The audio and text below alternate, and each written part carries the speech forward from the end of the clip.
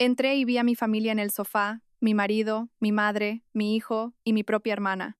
¿Qué ocurre?, pregunté, temiendo lo peor. Mamá, siéntate, dijo mi hijo. Tienes que aceptar una nueva realidad. Ya no estás al mando de esta familia. La tía Nerea hace más feliz a papá ahora. Estaba furiosa, todos lo sabían. Salí de la habitación sin decir una palabra. Al día siguiente, tenía 118 llamadas perdidas. Hola a todos, gracias por estar aquí conmigo hoy. Antes de empezar mi historia, me encantaría saber desde qué ciudad nos acompañáis. Por favor, sentíos libres de compartirlo en los comentarios. Ahora, dejad que os sumerja en esta historia. El viento de Madrid era cortante esa noche. Ese tipo de frío que se te cuela a través del abrigo y se te instala en los huesos. Acababa de aterrizar en Barajas después de 3 días agotadores en Barcelona, salvando un acuerdo que mi marido, Adrián, casi había torpedeado con su arrogancia. Estaba exhausta. Me ardían los ojos por la falta de sueño y me dolían los hombros bajo el peso del maletín del portátil. Lo único que quería era una ducha caliente, una copa de vino tinto y la comodidad de mi hogar. Quería decirle a Adrián que había arreglado su desastre, que el imperio inmobiliario que habíamos construido durante 22 años estaba a salvo un trimestre más. Metí el coche en la entrada de nuestro chalet en la urbanización. Las luces del salón estaban encendidas, brillando con fuerza contra el césped oscuro y helado. Era extraño. Normalmente, a las 10 de la noche, la casa estaba en silencio. Adrián estaría en su despacho, y mi hijo de 21 años, Íñigo, en su habitación jugando a videojuegos o fuera con sus amigos. Abrí la puerta principal, dejando mis llaves en el cuenco de la mesa del recibidor. El silencio que me recibió no era pacífico, era pesado. Se sentía cargado, como el aire antes de una tormenta. Hola, dije en voz alta, colgando mi abrigo. Adrián, Íñigo, estoy aquí. Alba. La voz de mi madre flotó desde el salón. Se me encogió el estómago. Mi madre Pilar vivía a 40 minutos. ¿Qué hacía aquí un martes por la noche? Un pánico repentino se apoderó de mí. ¿Le había pasado algo a mi hermana Nerea? ¿Estaba alguien enfermo? Entré corriendo en el salón, con el corazón martilleando contra mis costillas. Pero no era una emergencia médica, era un tribunal. Estaban todos allí, dispuestos en el sofá seccional de piel hecho a medida que yo misma había elegido las navidades pasadas. Adrián estaba sentado en el centro, impecablemente vestido con una camisa blanca impoluta, pero no me miraba a los ojos. A su izquierda estaba mi madre, Pilar, con la postura rígida, y las manos fuertemente entrelazadas en su regazo. A su derecha, Nerea, mi hermana pequeña, y en el sillón contiguo, mi hijo Íñigo. El ambiente era sofocante, nadie lloraba. Nadie parecía triste, parecían resueltos. ¿Qué está pasando?, pregunté con la respiración entrecortada. ¿Estáis todos bien, mamá?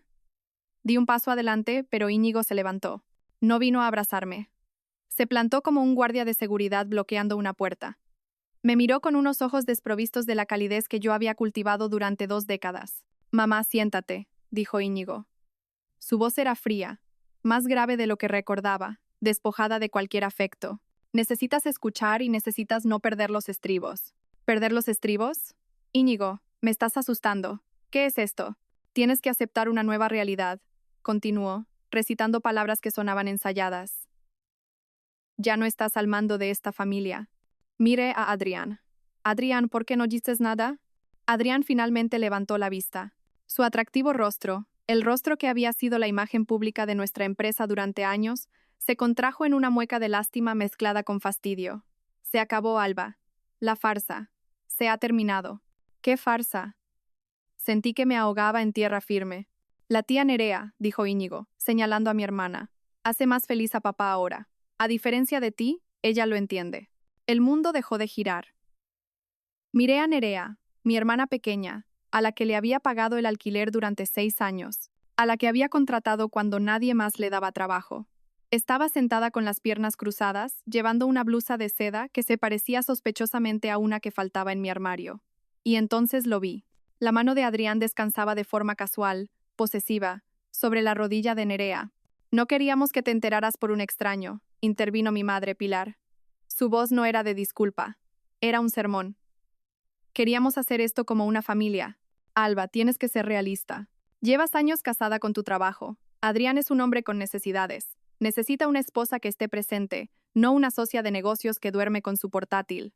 Mamá, susurré, la traición cortando más profundo que cualquier cuchillo. Tú lo sabías, estás aprobando esto. Estoy apoyando la felicidad, dijo Pilar levantando la barbilla con desafío. Nerea y Adrián comparten una conexión. Se quieren, Alba, no es algo que planearan. Simplemente ocurrió. No puedes castigarlos por enamorarse. Miré a Nerea. Ofreció una pequeña sonrisa triunfante. Se colocó un mechón de pelo detrás de la oreja y bajó la mirada. En su dedo, brillando bajo los focos empotrados, había un anillo de diamantes. No era un anillo nuevo, era mi anillo. Era el anillo de diamantes Art Deco de época que Adrián me había regalado por nuestro 20º aniversario. El que había desaparecido misteriosamente de mi joyero hacía 6 meses. Había puesto la casa patas arriba buscándolo, llorando durante días. Adrián me había dicho que era una descuidada, que probablemente lo había perdido en el gimnasio. Ese es mi anillo, dije, con la voz temblando con una rabia tan pura que me quemaba la garganta. Encaja mejor en su dedo, dijo Adrián, encogiéndose de hombros. Era un desperdicio en ti. Nunca llevas joyas de todos modos. Queremos que te mudes, dijo Íñigo, rompiendo el silencio de nuevo. Papá se queda con la casa. Yo me quedo aquí. Es mejor que te vayas. Creas demasiada tensión. Mi hijo, mi niño, al que había cuidado cuando tenía fiebre, cuya matrícula universitaria pagaba trabajando 80 horas a la semana. Me estaba echando de la casa que yo había construido. ¿Estás eligiendo esto?, le pregunté a Íñigo, las lágrimas finalmente escociendo en mis ojos. ¿Estás eligiendo a la mujer que se acuesta con tu padre a mis espaldas? Es tu tía, Íñigo. Ya no es solo mi tía, se burló Íñigo. Es la única que realmente me escucha. Tú solo me lanzas dinero y me dices que estudie. Papá y Nerea me tratan como a un adulto. Los miré a los 4, mi marido, mi hermana, mi madre, mi hijo, los 4 pilares de mi vida, y cada uno de ellos estaba podrido. No solo me estaban rompiendo el corazón, estaban desmantelando mi existencia con una crueldad casual que me dejaba sin aliento. Sentí una oleada de náuseas, pero me la tragué. No les daría la satisfacción de verme derrumbarme. No gritaría, no suplicaría. Enderecé la espalda. Miré a Adrián, clavando mis ojos en los suyos hasta que se estremeció y desvió la mirada. ¿Crees que has ganado?, dije. Mi voz baja pero mortalmente firme. ¿Crees que puedes reescribir la historia porque estás aburrido y eres un egoísta? No montes una escena, Alba, dijo Nerea con su voz empalagosamente dulce. Seamos maduros con este divorcio. ¿Divorcio? Solté una risa corta y seca. Oh, no tienes ni idea de lo que se avecina. No nos amenaces, espetó Adrián, recuperando su arrogancia. Ya he hablado con los abogados. Estás fuera. Las capitulaciones matrimoniales, los estatutos de la empresa, lo tengo todo cubierto. Sal por esa puerta, Alba. Si te quedas, haré que seguridad te saque de mi propiedad. ¿Tu propiedad? Miré a mi alrededor. Yo elegí cada azulejo de esta casa. Pagué cada ladrillo y... Ahora estás allanando la propiedad, dijo Íñigo. Eso fue todo. La ruptura final. Miré a mi hijo por última vez, memorizando el rostro del extraño en el que se había convertido. De acuerdo, dije. Me di la vuelta. No me quité el abrigo. No recogí mis llaves del cuenco. Tenía mi juego de repuesto en el bolsillo. Caminé hacia la puerta. ¿A dónde vas?, gritó Pilar, con una repentina ansiedad en su voz. Alba, tenemos que discutir el acuerdo. Adrián tiene una oferta generosa si firmas esta noche. No respondí. Abrí la pesada puerta de roble y salí a la gélida noche madrileña. El viento me golpeó la cara, secando las lágrimas antes de que pudieran caer. Me subí a mi coche, el motor cobrando vida en el silencio de la entrada. Mientras daba marcha atrás, los vi a través de la ventana. Ya estaban sirviendo cava. Estaban celebrando mi eliminación. Conduje hacia la oscuridad, mis manos aferrando el volante con tanta fuerza que mis nudillos se pusieron blancos. No sabía a dónde iba, pero sabía una cosa con certeza. La Alba que ellos conocían, la felpudo, la proveedora, la solucionadora, había muerto en ese salón. Y la mujer que se alejaba conduciendo era alguien de quien deberían tener mucho, mucho miedo. Si estás escuchando esto y estás tan furioso como yo en ese momento, por favor dale al botón de me gusta y comenta con el número 1 abajo. Hazme saber que estás conmigo. Vuestro apoyo me dice que no estoy sola en esta lucha. Comenta 1 ahora porque, creedme, lo que hicieron después hace que esta traición parezca un simple calentamiento. Conduje durante 1 hora, las luces de la ciudad de Madrid difuminándose en estelas rojas y doradas a través de mi parabrisas. Mi mente era una tormenta caótica de imágenes. La sonrisita de Nerea, el anillo en su dedo, la fría mirada de Íñigo. Pero bajo el shock, un instinto primario se estaba activando. Supervivencia. Necesitaba gasolina. La luz de la reserva parpadeaba desde que salí del aeropuerto, pero había estado demasiado ansiosa por llegar a casa como para parar.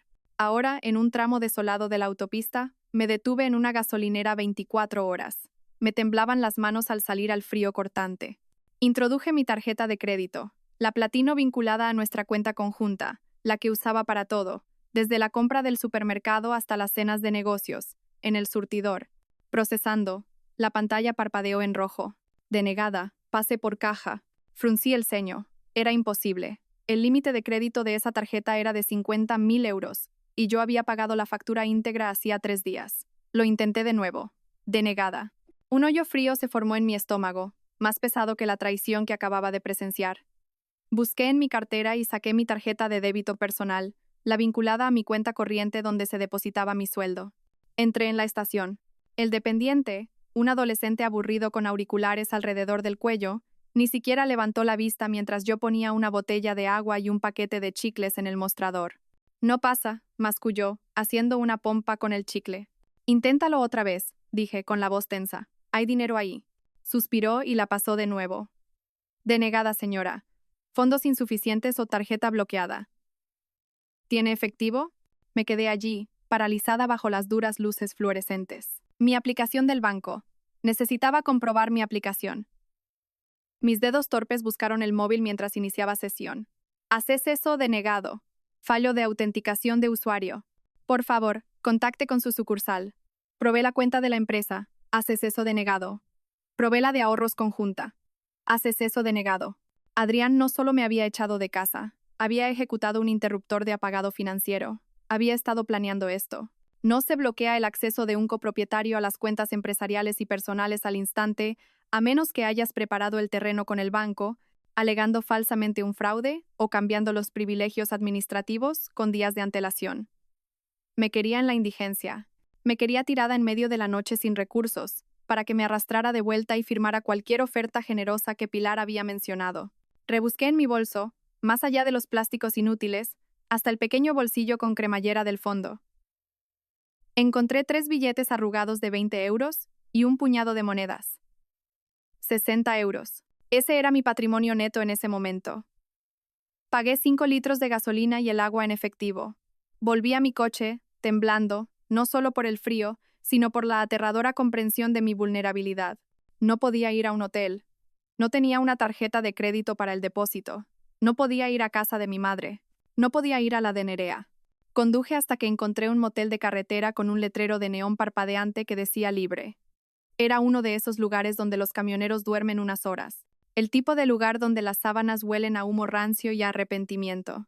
En efectivo y por adelantado, dijo el gerente de noche a través de un cristal blindado. 50 euros por la noche. Le entregué 50 de mis 60 euros restantes. Me deslizó una llave por la bandeja. Habitación 12. La habitación estaba helada. El calefactor traqueteaba y tosía un aire que olía a polvo quemado. Me senté en el borde del colchón hundido, todavía con mi caro traje de negocios, el abrigo bien apretado a mi alrededor. Miré mi teléfono. La pantalla estaba iluminada con notificaciones. No disculpas. No, por favor. Vuelve. 118 llamadas perdidas. La mayoría eran de un número que reconocí, el abogado personal de Adrián, un tiburón llamado Ricardo Balbuena, y luego empezaron a llegar los correos electrónicos. Asunto. Acuerdo de liquidación de divorcio. Asunto. Urgente. Se requiere acuerdo de confidencialidad. Asunto. Notificación de despido. Inmobiliaria A.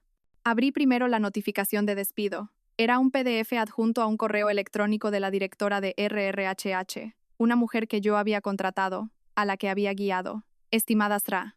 Alba Rivas. Con efecto inmediato, su puesto como directora de operaciones queda rescindido por causa justificada. Alegaciones de espionaje corporativo y negligencia grave. Me reí. Un sonido áspero y ronco en la habitación vacía. Espionaje. Negligencia. Yo era la que se quedaba hasta las 3 de la mañana auditando los libros. Yo era la que se conocía todas las leyes urbanísticas de Madrid. Adrián ni siquiera sabía convertir un PDF sin pedirme ayuda. Y entonces llegó un mensaje de texto. Era de Íñigo. Mi pulgar se detuvo sobre la pantalla, una pequeña y tonta parte de mí esperando que se hubiera escapado, que lo sintiera. Íñigo, mamá, no lo pongas difícil. Papá dice que me cortará la matrícula y el fondo fiduciario si luchas contra el divorcio. Me ha prometido el puesto de vicepresidente el año que viene si me quedo con él. Siempre me dijiste que fuera ambicioso. Solo estoy haciendo lo que me enseñaste. Por favor, entiéndelo. Dejé caer el teléfono en la cama como si quemara. Ese fue el borrado final. Adrián no solo se había llevado mi dinero y mi trabajo, había comprado el alma de mi hijo. Había utilizado la riqueza que yo ayudé a construir para sobornar a mi propio hijo en mi contra. Me acurruqué encima del sucio cubrecama, con las rodillas pegadas al pecho. Las lágrimas finalmente llegaron, calientes y rápidas. Lloré por el niño al que le leía cuentos para dormir. Lloré por la hermana a la que había protegido en el patio del colegio. Lloré por el marido en el que había creído cuando no era más que una sonrisa y un traje barato. Pero a medida que la noche avanzaba y las lágrimas se secaban en costras de sal en mis mejillas, algo más comenzó a asentarse en mi pecho. Era frío y pesado, como una piedra. Pensaban que me habían borrado. Pensaban que al quitarme las tarjetas de crédito y las contraseñas, me habían quitado mi poder. Olvidaron una cosa. Olvidaron quién construyó el castillo en el que estaban sentados. Olvidaron quién diseñó los sistemas de seguridad, quién redactó los contratos y quién sabía dónde estaban enterrados los cadáveres. Adrián pensaba que Inmobiliaria A funcionaba con su encanto. Estaba a punto de aprender que funcionaba con mi cerebro. Y aunque él podría haber robado las llaves de la puerta principal, había olvidado que el arquitecto siempre deja una puerta trasera. Me quedé mirando la mancha de humedad en el techo, esperando que saliera el sol. Ya no era Alba la esposa. Ya no era Alba la madre. Era Alba la arquitecta. Y estaba a punto de derribar toda la casa. Dormir fue imposible en esa habitación de motel. El ruido del tráfico de la autopista era un zumbido constante, pero era el ruido en mi cabeza lo que me mantenía despierta. Recuerdos, afilados y dentados, se repetían en bucle. Para entender por qué estaba tumbada en un colchón sucio con 10 euros en el bolsillo, tenía que retroceder. Tenía que mirar los cimientos de mi vida y darme cuenta de que habían estado agrietados desde el principio. Crecí en un pequeño pueblo de Castilla-La Mancha, la mayor de 2 hijas. Mi padre murió cuando yo tenía 7 años, dejando a mi madre Pilar criándonos sola. Su muerte rompió algo en ella. O tal vez solo reveló quién era realmente. Era una mujer que necesitaba ser adorada, ser el centro de atención, y proyectaba esa necesidad en sus hijas, o más bien en una de ellas. Nerea nació hermosa. Incluso de bebé, tenía rizos de pelo dorado y grandes ojos azules como platos que hacían que los extraños se detuvieran en la calle. Yo era sencilla, pelo castaño, ojos serios, robusta. Yo era la responsable. Nerea era la princesa. Recuerdo el día que cumplí 18 años. Acababa de recibir mi carta de aceptación en ICADE en Madrid con una beca parcial. Era mi billete de salida. Había tenido 3 trabajos a tiempo parcial durante el instituto dando clases particulares, de camarera, colocando libros en la biblioteca para ahorrar para el resto de la matrícula. Entré corriendo en la cocina agitando la carta. Mamá, me han admitido. Pilar estaba en la mesa pintándole las uñas a Nerea. Nerea tenía 12 años entonces, ya exigente y petulante. «Qué bien, Alba», dijo mamá sin levantar la vista. «Pero baja la voz, a Nerea le duele la cabeza». «Pero mamá, es ICADE. Es la carrera de empresariales». Pilar suspiró, finalmente mirándome. Sus ojos no estaban llenos de orgullo. Eran calculadores. «Alba, cariño, tenemos que hablar de ese dinero que has ahorrado. Mi fondo para la universidad». Bueno, a Nerea la han ojeado. Hay un congreso de modelos en Marbella el mes que viene. Podría ser su gran oportunidad, pero las tasas, el viaje, las fotos del portfolio, es caro. Se me cayó el alma a los pies. «Mamá, ese es el dinero de mi matrícula. Me lo he ganado». «Eres tan egoísta, Alba», intervino Nerea soplando sus uñas mojadas. «¿No quieres que sea famosa? Cuando sea rica, te compraré un coche». «Alba», dijo mamá, su voz adoptando ese tono, el que mezclaba culpa con una orden. «Tú eres la fuerte, eres lista. Siempre puedes encontrar una manera. Puedes trabajar otro año, hacer clases nocturnas. Pero Nerea, ella es delicada. Este es su sueño. No querrás aplastar el sueño de tu hermana, ¿verdad?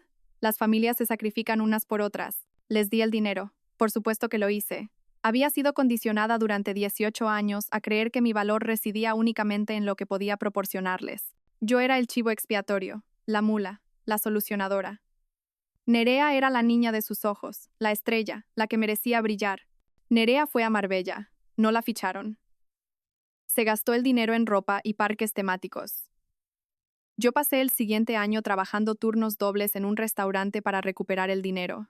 Empecé la universidad un año tarde, agotada pero decidida. Esa dinámica nunca cambió, simplemente evolucionó. Cuando me gradué como la primera de mi promoción, mamá no vino a la ceremonia porque Nerea tenía una ansiedad severa por una ruptura con un novio de 2 semanas. Crucé el escenario sola. Cuando conseguí mi primer gran ascenso en una firma financiera, mamá dijo: «Eso es genial, cariño. Oye, ¿puedes prestarle a Nerea 2.000 euros? Su casero está siendo un irrazonable». Pagué el alquiler de Nerea, pagué las reparaciones de su coche, pagué sus clases de interpretación a las que nunca asistió. Le compré a mamá un apartamento para que no tuviera que preocuparse por las escaleras. Pensé que estaba comprando su amor. Pensé que si daba lo suficiente, trabajaba lo suficiente, solucionaba suficientes problemas, finalmente me mirarían como miraban a Nerea. Pensé que un día mamá me miraría a la cara y diría: «Estoy tan orgullosa de ti, Alba, eres mi alegría». Pero yo nunca fui su alegría. Yo era su factura de la luz. Era su red de seguridad. Y entonces conocí a Adrián. Era encantador, ambicioso y parecía verme a mí. Me dijo que era brillante. Me dijo que era hermosa. No me di cuenta entonces de que tenía la misma mirada calculadora en sus ojos que mi madre. No vio a un alma gemela. Vio a un huésped. Vio a una mujer que estaba entrenada para darlo todo y no pedir nada a cambio. Encajó perfectamente en el espacio vacío de mi corazón que mi madre y mi hermana habían vaciado. Me casé con él pensando que estaba construyendo una nueva familia, una familia mejor. Tumbada en la oscura habitación del motel, la revelación me golpeó con la fuerza de un golpe físico. No había escapado de mi dinámica familiar al casarme con Adrián, la había recreado. Adrián era el niño de sus ojos, exigiendo adoración y recursos. Yo seguía siendo el chivo expiatorio, trabajando en la sombra para mantener las luces encendidas. Y Nerea era simplemente la conclusión inevitable. Los dos parásitos de mi vida finalmente se habían encontrado. «Tú eres la fuerte, Alba». La voz de mi madre resonaba en mi memoria. Bueno, tenía razón en una cosa. Yo era fuerte. Lo suficientemente fuerte como para cargarlos durante 40 años. Y ahora que Dios los ayudara, era lo suficientemente fuerte como para dejarlos caer. Me senté en la cama, los muelles de metal chirriando. No iba a llorar más. La tristeza se había ido, reemplazada por una claridad fría y clínica. Querían a la delicada Nerea. Querían al soñador Adrián. Bien, podían tenerse el uno al otro, pero no podían tener mi dinero. No podían tener mi empresa. Cogí el maletín de mi portátil. Era hora de dejar de ser la hija que se sacrifica. Era hora de ser la CEO que liquida los activos tóxicos. El sol de la mañana se filtraba a través de las sucias cortinas de la habitación del motel, proyectando largas y polvorientas sombras por el suelo. Abrí mi portátil. Afortunadamente, tenía un punto de acceso Wi-Fi portátil en mi bolso, una costumbre de años de viajar por trabajo. Adrián no podía cortar un dispositivo que no sabía que existía. No entré en las cuentas bancarias todavía. Sabía que esas puertas estaban cerradas a cal y canto. En su lugar, abrí un archivo llamado Archivo 1. Para entender cómo iba a destruir a Adrián, hay que entender cómo lo construí yo. Conocí a Adrián hace 22 años en un evento de networking inmobiliario en el centro de Madrid. Él tenía 29 años, llevaba un traje que no le quedaba del todo bien, sostenía una copa de vino barato y acaparaba la atención de un grupo de inversores. Era eléctrico. Tenía una sonrisa que podría venderle hielo a un esquimal. Una risa que te hacía sentir la persona más divertida del mundo. Yo tenía 25 años, un analista junior en una firma de primer nivel, de pie en una esquina, agarrando mi carpeta de investigación de mercado. Lo observé trabajar en la sala. Era carismático, sí, pero podía oír lo que decía. Soltaba palabras de moda, haciendo promesas sobre rendimientos que eran matemáticamente imposibles. Me acorraló junto al buffet. «Parece que estás analizando la integridad estructural de las gambas al ajillo», bromeó. No sonreí. «Estoy analizando tu discurso a esos inversores. Estás prometiendo una rentabilidad del 15% en una propiedad en un distrito en declive. Vas a hacerles perder su dinero». Parpadeó, sorprendido. Luego se rió. «Vale, me has pillado. Soy un hombre de ideas, no de números. Necesito a alguien que entienda las cosas aburridas». «Las cosas aburridas son las que te mantienen fuera de la cárcel», dije secamente. Se enamoró de mí, o al menos de lo que yo podía hacer por él, en ese mismo instante.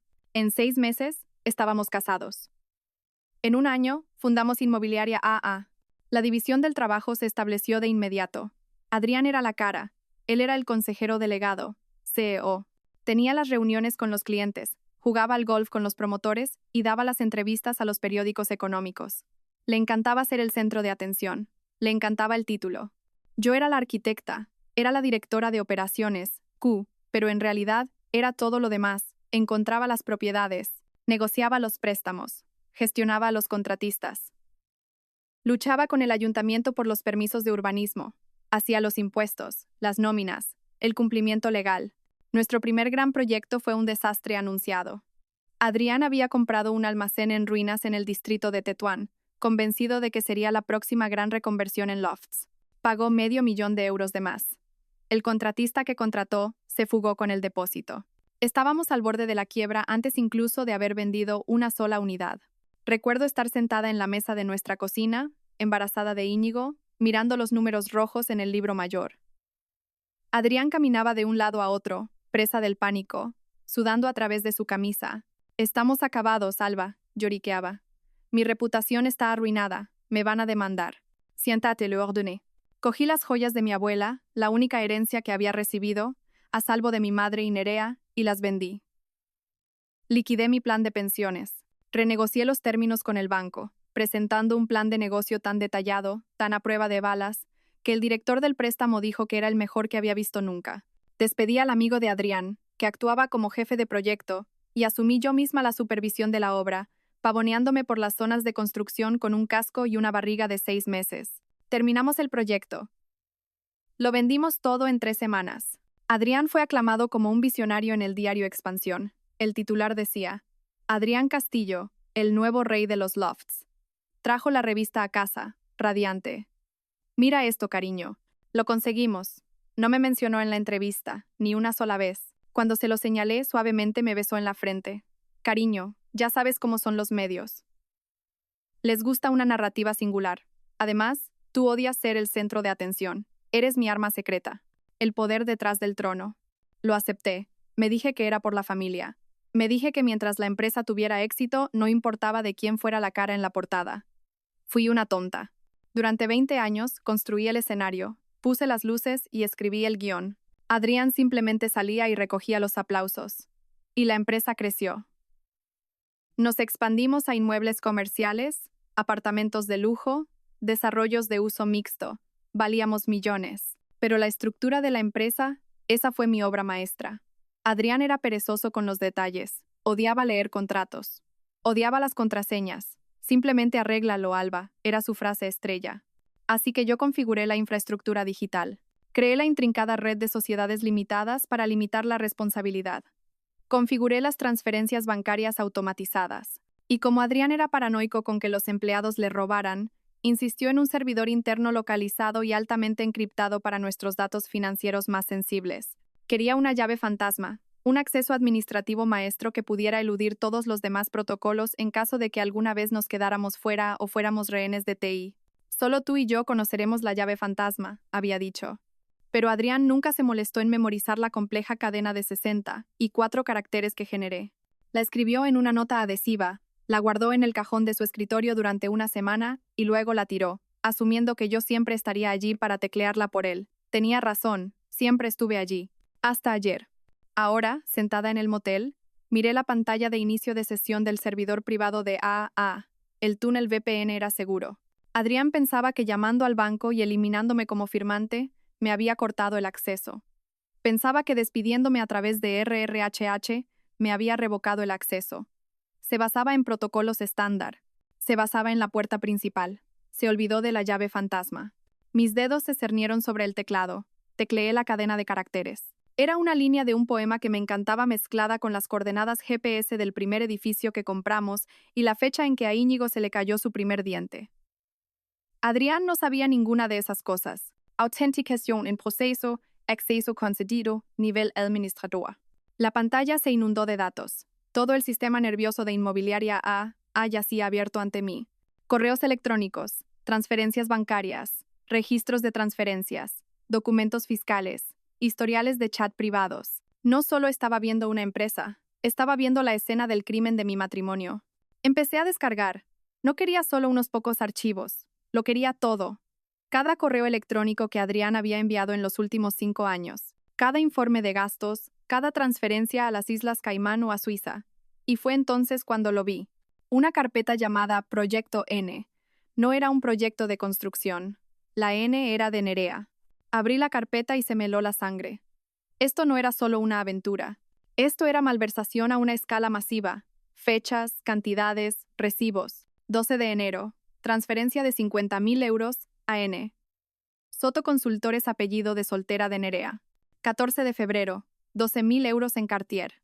1 de marzo. 4.500 euros de alquiler mensual de una suite de lujo en el Hotel Palace. Había estado manteniendo a Nerea como a una concubina con el dinero de la empresa durante 3 años.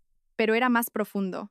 Vi transferencias a una sociedad pantalla que no reconocí, Orion Holdings. El firmante de Orion Holdings no era Adrián, era Nerea. Y los activos que se transferían a Orión no eran solo efectivo, eran escrituras de propiedad. Adrián estaba transfiriendo lentamente los títulos de nuestras propiedades más valiosas y libres de cargas a una empresa propiedad de mi hermana. Estaba vaciando Inmobiliaria AA, preparándose para dejarme con el cascarón vacío, mientras él y Nerea se iban con los activos. Me sentí enferma. Esto no se trataba solo de reemplazarme como esposa. Esto era un robo a gran escala. Esto era apropiación indebida. Pero mientras me desplazaba por los documentos, una fría sonrisa se dibujó en mis labios. Adrián era un actor, no un arquitecto. No entendía los papeles que firmaba. En su arrogancia y en la codicia de Nerea habían cometido errores torpes, de principiante. Habían falsificado mi firma en las transferencias de las escrituras. Podía verlo en los PDFs, un torpe copia-pega digital de mi firma de un documento diferente. Y en el acuerdo de funcionamiento de Orion Holdings, Nerea había puesto su dirección permanente. Era mi dirección, la casa que yo pagué. Los tenía cogidos, pero no podía atacar todavía. Si iba a la policía ahora, Adrián alegaría que era un error administrativo, pagaría una multa y me enterraría en litigios durante años. Él tenía el dinero para los abogados. Yo tenía 10 euros. No, necesitaba dejar que se ahorcaran solos. Necesitaba que se sintieran seguros. Necesitaba que pensaran que estaba derrotada, arruinada y escondida en un agujero. Cerré el portátil. Tenía los planos de su destrucción. Ahora solo necesitaba construir la trampa. La evidencia digital del proyecto N ardía en mi mente, obligándome a recordar exactamente cómo Nerea se había infiltrado en mi santuario. Comenzó hace 5 años, una época en la que Inmobiliaria AA estaba en auge y mi guardia estaba baja. Nerea acababa de pasar por su tercer divorcio. Su exmarido, un mecánico decente llamado David, la había dejado porque se negaba a trabajar y se gastaba su sueldo en bolsos de diseño que no podía permitirse. Apareció en mi puerta con 2 maletas y una historia lacrimógena que habría ganado un Oscar. Fue un maltratador, Alba, lloró lanzándose a mis brazos. Más tarde supe que maltratador significaba que le había cortado la tarjeta de crédito.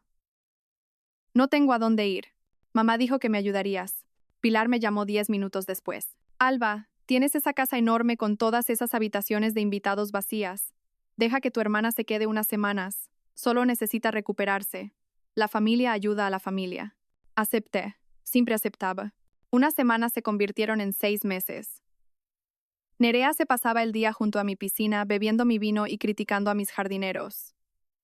Adrián, en ese momento, parecía molesto por su presencia. Es una vaga, Alba, se quejaba. Trata nuestra casa como un hotel. Yo la defendía. Está de duelo, Adrián. Dale tiempo. Luego vino la petición. Necesito un trabajo, anunció Nerea una noche en la cena. Estoy aburrida. Quiero trabajar para vosotros. Casi me atraganto. Nerea, dirigimos una empresa inmobiliaria comercial. Es de alta presión. ¿Qué habilidades tienes para esto? Se me da bien la gente, insistió. Puedo ser, no sé, relaciones con los clientes. Puedo organizar las fiestas. Puedo hablar con los inversores. Sois tan estirados. Necesitáis a alguien divertido. No, dije. Fue una de las pocas veces que puse un límite. Pero Pilar intervino. Condujo 40 minutos para tomar un café conmigo. Alba, esta es la oportunidad de Nerea para ser responsable. Si no le das un trabajo, se irá a pique. ¿La quieres viviendo en tu sofá para siempre? Dale un sueldo. Deja que se mude. Adrián cree que es una buena idea. Parpadía. Adrián, hablé con él, dijo Pilar suavemente. Cree que Nerea podría ayudar a suavizar la imagen de la empresa. Ya sabes que tú puedes ser un poco intensa, cariño. Me enfrenté a Adrián. ¿Quieres contratar a Nerea? Adrián se encogió de hombros, ajustándose la corbata. Tu madre tiene razón. Necesitamos a alguien que se encargue de lo social, las galas, los eventos benéficos. Tú odias esas cosas. Deja que lo haga ella. Págale un sueldo de asistente. Sácala de casa. Todos ganamos. Cedí. Creé un título. Directora de eventos especiales. Al principio, pareció funcionar. Nerea se mudó a un apartamento, que yo subvencioné, y organizó la fiesta de Navidad de la empresa. Fue lujosa, por encima del presupuesto, pero un éxito. Luego comenzaron los cambios sutiles. Nerea empezó a venir a la oficina todos los días, vestida no con ropa de negocios, sino con vestidos ceñidos que estaban justo al borde de lo inapropiado. Pasaba horas en el despacho de Adrián discutiendo la logística de los eventos. Yo pasaba por delante y los oía reír. Cada vez que entraba en la habitación se callaban. ¿Qué es tan gracioso?, preguntaba, sintiendo un pinchazo de inquietud. Solo una broma sobre un cliente, decía Nerea, sonriendo con esa sonrisa sacarina. No lo entenderías, Alba, es una broma interna. Empezó a unirse a nosotros en las comidas de negocios. Luego empezó a reemplazarme en ellas. Alba, quédate y termina las proyecciones trimestrales, decía Adrián. Nerea y yo llevaremos a los promotores al asador. Sabes que odias las conversaciones triviales. Y yo odiaba las conversaciones triviales. Me encantaba el trabajo, así que los dejé ir. Me quedaba en la oficina comiendo una ensalada en mi escritorio, haciendo números, asegurando que nuestros márgenes de beneficio fueran saludables, mientras mi marido y mi hermana bebían martinis y se reían a mi costa. Noté cambios en Adrián. Empezó a vestir más joven. Se compró un Porsche que no necesitaba. Empezó a quedarse hasta tarde por networking. Cuando expresé mi preocupación, Pilar me manipuló hasta el extremo. «Estás siendo paranoica, Alba», me regañó. «Deberías estar feliz de que Adrián y Nerea se lleven bien. La mayoría de los hombres odian a sus cuñadas. Es una bendición. No lo arruines con tus celos. Es impropio». Celos. Me hizo sentir como una arpía loca e insegura. Ahora, mirando la carpeta del proyecto N en mi portátil, vi la realidad. Las cenas de networking eran citas, los viajes de negocios a Miami eran vacaciones, y los honorarios de consultoría pagados a Nerea eran en realidad su asignación por ser su amante. La serpiente no se había colado en el jardín, yo había abierto la verja, la había invitado a entrar y le había dado leche caliente. Y la peor parte, mi madre había mantenido la verja abierta. Pilar había sido la intermediaria. Había empujado a Nerea hacia Adrián, sabiendo exactamente de lo que Nerea era capaz. Quería que Nerea tuviera la vida que yo había construido, porque en su mente retorcida, Nerea merecía el reino, y yo era solo la constructora destinada a levantarlo y marcharme. Golpeé mi mano contra el barato escritorio del motel. El dolor fue reconfortante. «Vale», susurré a la habitación vacía. «¿Queréis jugar al juego divertido e irresponsable? Veamos qué tan divertido es cuando la arquitecta tira del muro de carga». Pasé las siguientes 6 horas en un trance de contabilidad forense. La llave fantasma me daba acceso a todo, pero tenía que ser cuidadosa. Si hacía algún cambio, si alteraba algún archivo, los registros del sistema podrían alertar al director de TI, un hombre llamado Sergio, que solía ser leal a mí, pero que ahora sin duda respondía ante Adrián. Así que me convertí en un fantasma. Copié, descargué. Hice capturas de pantalla, rastreé el flujo de dinero. Era peor de lo que pensaba. Inmobiliaria A se estaba desangrando para financiar su estilo de vida y las transferencias a la sociedad pantalla de Nerea. Adrián había dejado de pagar a los proveedores. Llevábamos 3 meses de retraso en los pagos a las cuadrillas de construcción del nuevo rascacielos del centro. Estábamos en impago de los intereses de 2 préstamos importantes. Adrián estaba robando a Pedro para pagar a Nerea. La empresa, el trabajo de mi vida, era un castillo de naipes. Si los acreedores se enteraban, seríamos insolventes en 30 días. Pero entonces encontré algo que me hizo incorporarme. Era una cadena de correos electrónicos entre Adrián y un investigador privado llamado Investigaciones Balbuena. La fecha era de hace 2 años. Asunto: vigilancia objetivo A. Rivas. Adrián: necesito trapos sucios. Lo que sea. Infidelidad. Abuso de sustancias. Inestabilidad mental. Necesito motivos para anular las capitulaciones. Balbuena, Senior. Castillo: la hemos seguido durante 6 meses. Va al trabajo. Va al supermercado. Va a casa de su madre. Trabaja hasta tarde. No hay trapos sucios. La mujer es una santa. Adrián: busca más a fondo o invéntate algo. No puedo permitirme darle la mitad. Se me cortó la respiración. 2 años. Había estado planeando deshacerse de mí durante 2 años, pero no encontraba la manera de hacerlo sin perder dinero. Y luego, un correo más reciente, fechado hace una semana. Adrián: olvida los trapos sucios. Vamos a ir por el ángulo del colapso mental. Su familia testificará. Su madre y su hermana están a bordo. Alegaremos que está sobrecargada de trabajo, paranoica, no apta para dirigir. Forzaremos un voto de no confianza con la Junta. Una vez fuera, activamos la cláusula de compra a la valoración más baja. Pilar. Puedo testificar que ha estado errática últimamente.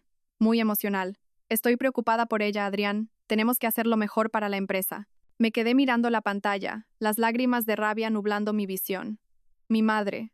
Mi propia madre estaba conspirando para hacerme pasar por mentalmente inestable para que su niña de oro pudiera robarme el marido y el dinero. Errática, susurré. Os voy a enseñar lo que es errático. Profundicé más. Necesitaba una palanca. La evidencia de fraude era buena, pero llevaría tiempo demostrarla en los tribunales.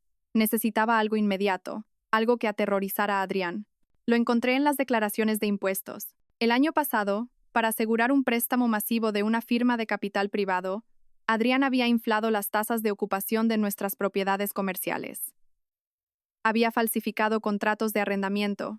Había falsificado físicamente firmas de inquilinos que no existían. Esto no era solo fraude civil, esto era fraude bancario, esto era tiempo en prisión. Y los documentos del préstamo estaban firmados por Adrián Castillo, CEO. Mi firma no estaba en ellos. Yo había estado fuera de la ciudad por el funeral de mi tía esa semana, un funeral al que Nerea faltó, y Adrián había dicho que se encargaría del papeleo. Había firmado su propia sentencia de muerte, y ni siquiera lo sabía. Copié los documentos del préstamo. Copié los contratos falsos. Creé un dossier que era una bomba nuclear. Miré el reloj. Eran las 2 de la tarde. Llevaba 12 horas trabajando sin parar. Tenía hambre, no me había lavado y funcionaba a base de adrenalina. Necesitaba un teléfono de prepago. No podía usar mi móvil. Probablemente lo estaban rastreando o consiguiendo los registros. Fui a la tienda de la esquina, comprando un teléfono barato de prepago con efectivo. De vuelta en la habitación, me senté en la cama y miré el nuevo teléfono. ¿A quién podía llamar? ¿Mis amigos? La mayoría eran amigos de pareja, compartidos con Adrián. Probablemente se pondrían del lado del encantador Adrián o se mantendrían neutrales. ¿Mi familia? Obviamente no. ¿Mis empleados? Demasiado arriesgado. Necesitaba a alguien poderoso, alguien que odiara a Adrián, alguien que tuviera los recursos para librar una guerra. Un nombre apareció en mi cabeza: Arturo de la Vega. Arturo era un magnate inmobiliario multimillonario de Madrid. Dinero viejo, despiadado, pero con principios. Hace 3 años, Adrián había superado la oferta de Arturo por un terreno de primera en la zona de Madrid-Río. Adrián había ganado sobornando a un concejal de urbanismo para reclasificar el terreno, una jugada a la que yo me opuse ferozmente, pero que Adrián había hecho a mis espaldas. Arturo había sospechado juego sucio. Había llamado públicamente a Adrián una serpiente con traje barato. Adrián se lo había tomado a risa, pero Arturo nunca lo había olvidado. Si iba a Arturo de la Vega con pruebas del fraude de Adrián, específicamente el fraude que le jodió a Arturo ese trato del terreno, era un tiro al aire. Arturo podría simplemente reírse de mí, podría echarme, pero era la única persona en Madrid con suficiente poder para protegerme del equipo legal de Adrián.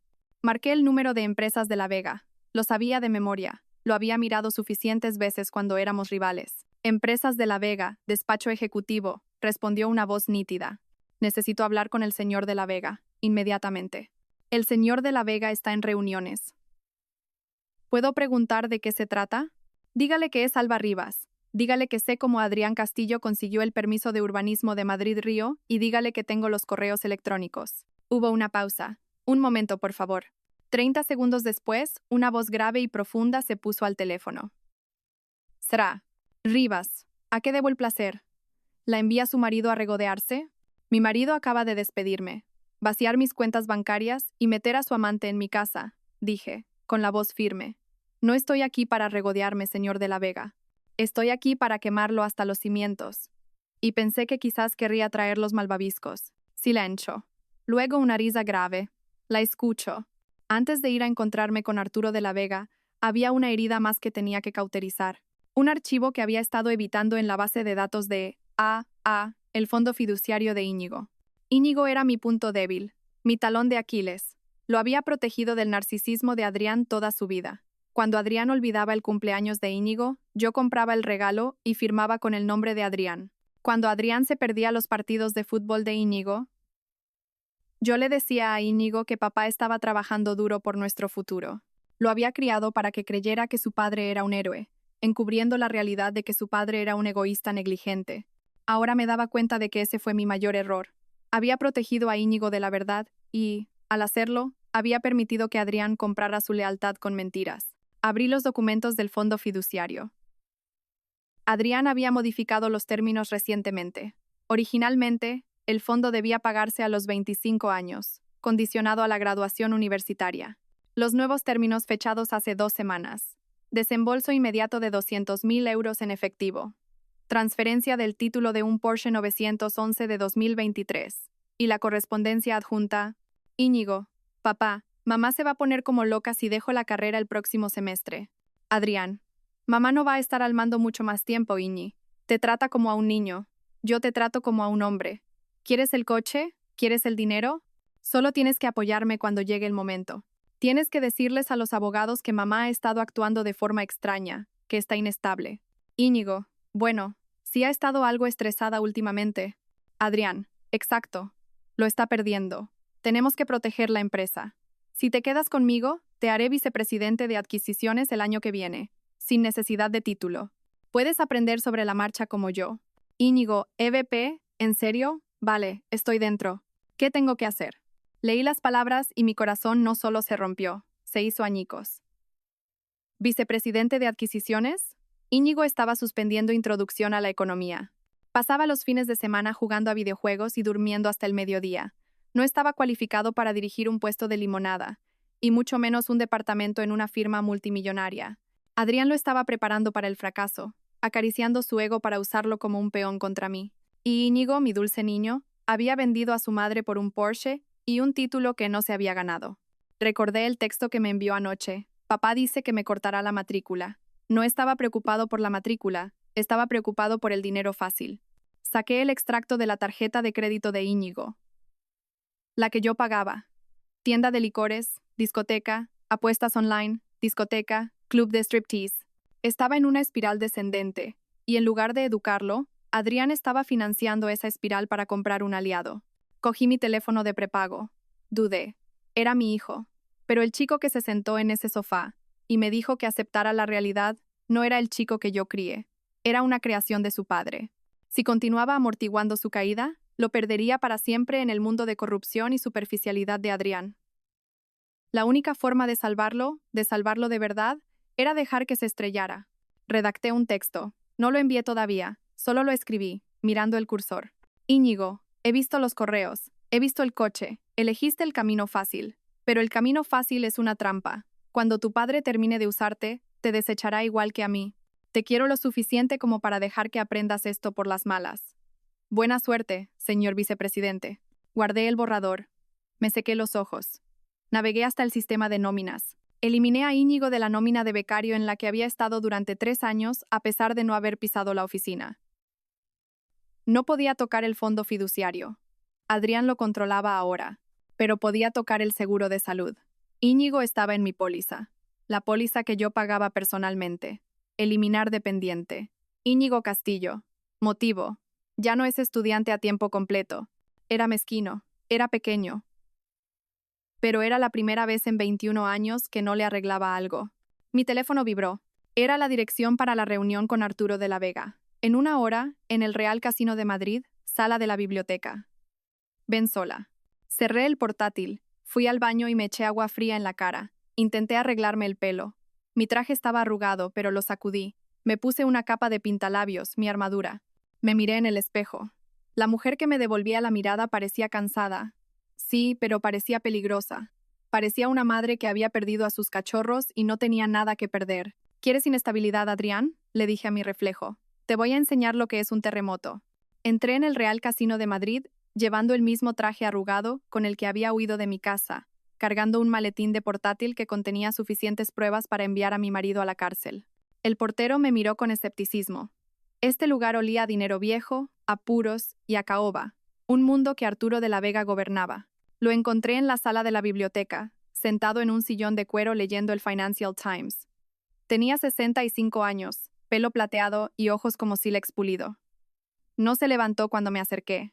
Sra Rivas dijo doblando su periódico. Tiene un aspecto terrible. Me siento terrible, admití, hundiéndome en el sillón de enfrente. pero mi cerebro funciona perfectamente. Mencionó el trato de Madrid-Río, dijo Arturo yendo al grano. Dijo que tenía pruebas. Abrí mi portátil. No perdí el tiempo con formalidades. Saqué el dossier que había compilado en la habitación del motel. Giré la pantalla hacia él. Hace 3 años, Adrián le superó en la oferta por el terreno de Madrid-Río. Usted sospechaba que sobornó al concejal de urbanismo, Francisco Herrero. Tenía razón. Arturo se inclinó hacia adelante, entrecerrando los ojos. Aquí está la transferencia bancaria, dije, señalando la pantalla. 50.000 euros a una sociedad pantalla llamada Herrero Consultores. Y aquí están los correos electrónicos entre Adrián y Herrero discutiendo la tasa de recalificación acelerada. Adrián fue descuidado. Usó su correo personal para el contacto inicial. Arturo escaneó los documentos. Su expresión no cambió, pero el aire a su alrededor pareció volverse más frío. ¿Por qué me enseña esto ahora? Usted era la directora de operaciones. Se benefició de este trato. No lo sabía, dije, con la voz firme. Adrián llevaba una contabilidad paralela. La encontré anoche después de que me echara de mi casa, congelara mis cuentas y metiera a mi hermana en mi cama. Los labios de Arturo se movieron, un destello de sorpresa cruzando su rostro. ¿Su hermana? Y mi madre los está animando, añadí, una risa amarga escapándose de mis labios.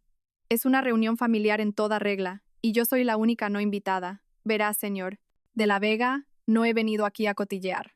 He venido a hacer un trato. Adrián está tratando de destruirme. Ha falsificado mi firma en préstamos fraudulentos. Está malversando fondos de la empresa. ¿Va a dejar Inmobiliaria A como un cráter humeante? ¿Y quiere que la salve?, preguntó Arturo levantando una ceja. No, quiero que me ayude a enterrarlo, y a cambio, le daré la propiedad de Madrid-Río. Arturo hizo una pausa. Continué. Adrián está sobreendeudado, tiene poco efectivo.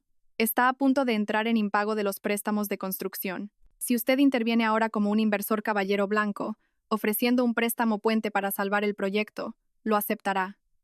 Está desesperado. Y en el acuerdo del préstamo, incluimos una cláusula de garantía. Si entra en impago, cosa que hará porque yo conozco los números reales, usted se apodera de los activos, específicamente la escritura de Madrid-Río. Arturo me miró fijamente durante un largo momento. El silencio se alargó pesado y tenso.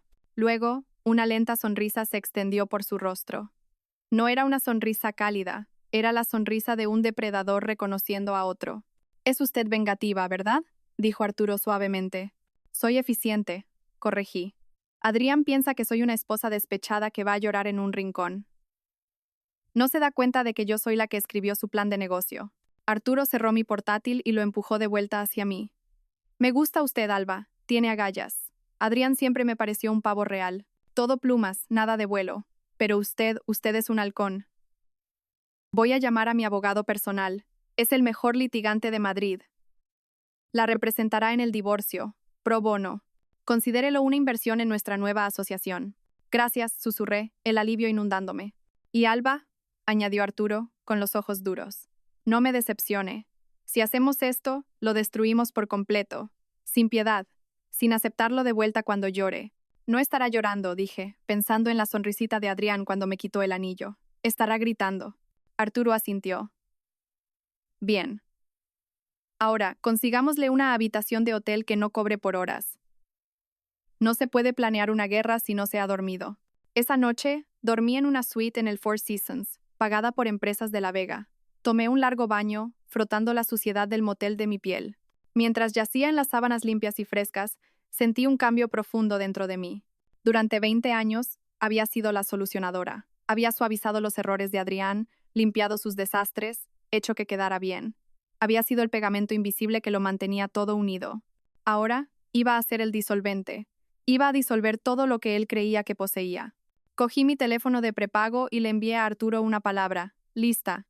3 días después, la trampa estaba puesta. El abogado de Arturo, un hombre aterradoramente tranquilo llamado David Cohen, había redactado el acuerdo de divorcio. Era una obra maestra de la distracción legal. En la superficie parecía una rendición total. La propuesta: 1. Adrián se queda con la casa familiar. 2. Adrián se queda con la propiedad total de Inmobiliaria A. 3. Alba recibe una suma única de 500.000 euros, una fracción de lo que me correspondía. 4. Alba renuncia a toda reclamación de futura pensión compensatoria. Parecía que me rendía, Parecía que estaba rota, desesperada por dinero y que solo quería huir. A Adrián le encantaría. Alimentaba su ego perfectamente. Pero enterrada en lo profundo del documento de 60 páginas, en la sección 14, subsección C, párrafo 4, estaba la cláusula de la píldora envenenada. En el caso de que se descubra que alguna de las partes de este acuerdo ha participado en actividades delictivas no reveladas, fraude o malversación durante el matrimonio, o sea condenada por un delito grave en los 24 meses siguientes a la firma, este acuerdo quedará totalmente invalidado.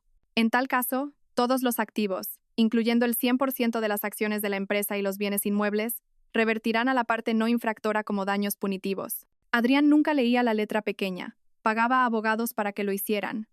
Pero su abogado, Ricardo Balbuena, era un vago. Lo sabía porque yo solía pagar sus facturas. Balbuena hojeaba los contratos, buscaba los números grandes, el pago, la pensión. No estaría buscando una cláusula de reversión específica enterrada en un texto estándar sobre responsabilidad. Me reuní con Adrián y su abogado en el despacho de Balbuena. No llevaba maquillaje. Llevaba un suéter viejo. Mantuve la cabeza baja mirando al suelo. Necesitaba vender la imagen de la mujer derrotada. Adrián entró como si fuera el dueño del mundo. Llevaba un traje italiano nuevo y olía a colonia cara, probablemente un regalo de Nerea. Vaya, mira quién ha salido de su agujero, se burló Adrián mientras se sentaba. Espero que estés lista para firmar, Alba. Nerea y yo tenemos que encargar las invitaciones de boda. Solo dame el cheque, dije, con la voz temblorosa. Solo quiero irme, Adrián. No puedo luchar más contra ti. Adrián se rió, mirando a Balbuena. ¿Ves? Te dije que se plegaría.